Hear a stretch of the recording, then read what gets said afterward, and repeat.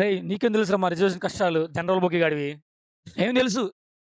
ఏంట్రా ఆర్‌టీసీ యాప్‌లో నీకు నచ్చిన సీటుని రిజర్వేషన్ చేపించుకొని, ప్రశాంతంగా సీట్‌లో కూర్చునే నువ్వు, జర్నీ సింపుల్‌గా చేసే నువ్వు, జనరల్ బోగి గురించి మాట్లాడకు నీకు లేదు. అరేయ్! జనరల్ బోగి కష్టాలేందో ఈరోజు చెబుతాను. అసలు నువ్వు విను. ఈరోజు నేను చెబుతాను అసలు వినరా నువ్వు అసలు వినరా. ఫ్యామిలీతో కలిసి లాంగ్ టూర్ వెళ్ళాలంటే, రిజర్వేషన్‌కి డబ్బులు లేక జనరల్ బోగిలోకి ఎళ్ళాలంటే ఆ కష్టం ఏంటో నీకు తెలుసా? నాకు తెలుసురా. జనరల్ బోగిలో తినాలన్న బాత్రూమ్ పక్కన కూర్చోవాల్సిన సంగతి నీకు తెలుసా? జనరల్ బోగిలో సీట్స్ కూడా లేకుండా 120 కిలోమీటర్లు ప్రయాణించాలంటే ఆ బాధ ఏంటో తెలుసా? నాకు తెలుసురా ఆ బాధ. మనతో పాటు మన ఫ్యామిలీ కూడా నుంచొని ప్రయాణం చేస్తుంటే ఆ బాధ ఎలా ఉంటుందో నీకు తెలుసా? నాకు తెలుసురా ఆ బాధ. ఈ దేశంలో జనరల్ బుక్ టికెట్ లేకుండా ఏంది నువ్వున్న దేశంలో జనరల్ బుక్ టికెట్ లేకుండా ప్రయాణం చేస్తాను నాకు తెలుసా నీకు? మన ఫ్యామిలీ మెంబర్స్ అలా నుంచొని కాళ్ళు నొప్పులు పుట్టి నుంచోలేక కూర్చోలేకుండా ఆ బాధ నువ్వు అనుభవించావా? నేను అనుభవించానురా. ఆ పెయిన్ ఏందో నాకు తెలుసురా. ఇంత జరుగుతున్నా ఎవడో ఒకడు మాట్లాడకుండా మెల్లకుండా ప్రయాణం చేస్తుంటే ఎవరో ఒక్కడు కూడా ప్రశ్నించకుండా ఆ బాధ ఏంటో నీకు తెలుసా?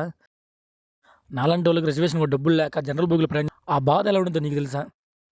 నాకింత వయసు వచ్చినా సరే నా ఫ్యామిలీని రిజర్వేషన్‌లో కాకుండా జనరల్ బోగిలో తీసుకెళ్తే ఎలా ఉండిద్దో నీకు తెలీదా? ఇంత కష్టంలో ఈ బోగిలో ప్రయాణం చేయాలనిపిస్తుంది నీకెప్పుడైనా అనిపించిందా? ఒక బోగి ఎగస్ట్రా ఉంటే బాగుండు ప్రశాంతంగా వెళ్ళొచ్చు నీకెప్పుడైనా అనిపించిందా? అందరూ ప్రశాంతంగా వెళ్తే బాగుండు నీకెప్పుడైనా అనిపించిందా? ఇంత జరుగుతున్నా కూడా ఒక్కడు కూడా ప్రశ్నించకుండా వాళ్ళు అలా ప్రయాణం చేస్తున్నారు.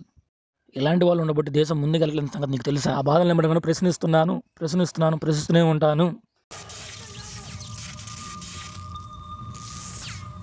ఇక్కడ జనరల్ బోగి కష్టాల గురించి మాట్లాడే హక్కు నాకు మాత్రమే ఉంది. నీకు మాత్రం లేదు. గుర్తుపెట్టుకో.